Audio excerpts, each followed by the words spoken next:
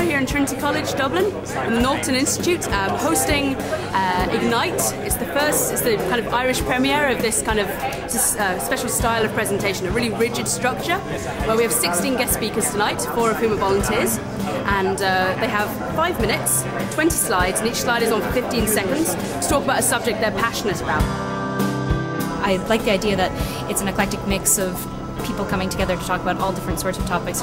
I'm sure there'll be good things. There's a lot of very interesting presentations, I think. A lot of really interesting people there, aren't there? There are indeed. Kind of nervous. It's a challenge, you know, to try and squeeze it in. I think I've compressed too much information, really. There's 2 ways you can do it. You can, you know, be really slow and make sure people understand the points, or just try and get a lot of stuff across and hope some of it will stick.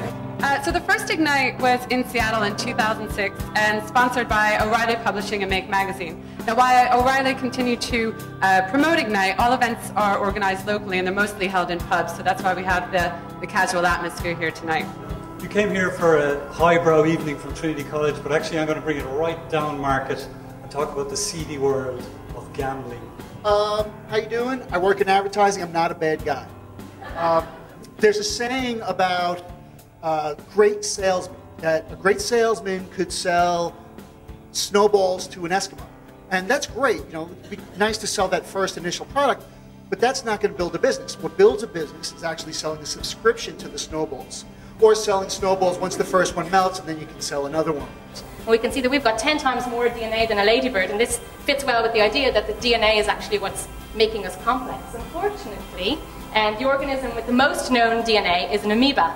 And it's got 200 times more DNA than humans, so this doesn't work then as a measure of complexity.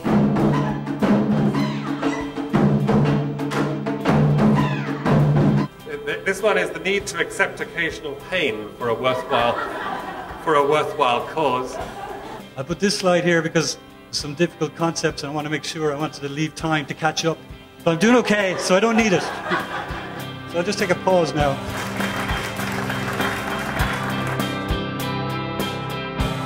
Yeah, so we had a great night here. It was a great diversity of talks. I really enjoyed the fact there was such a mixture of different people, and I learned something, so I really enjoyed myself. I enjoyed it very much, and I'll definitely be going back in November. I thought it was a great night. Ignite is interesting because it's 100% adrenaline. You have this quite restrictive format, but it keeps everybody on their toes. So. I think it's an excellent format, probably more from an audience perspective than from a speaker's perspective. It's a real challenge to try to get your ideas into the 15-second slot. Well, I was happy enough. I didn't go over the 5 minutes. I didn't say too much, which there wasn't any time for when you only have a 5-minute talk, and so I think it went well enough. It's difficult to keep to that 15 seconds per slide. You know, sometimes 15 seconds seems like an eternity, and sometimes it feels like, you know, 3 seconds. It's very strange. It really affects your own mental perception of time.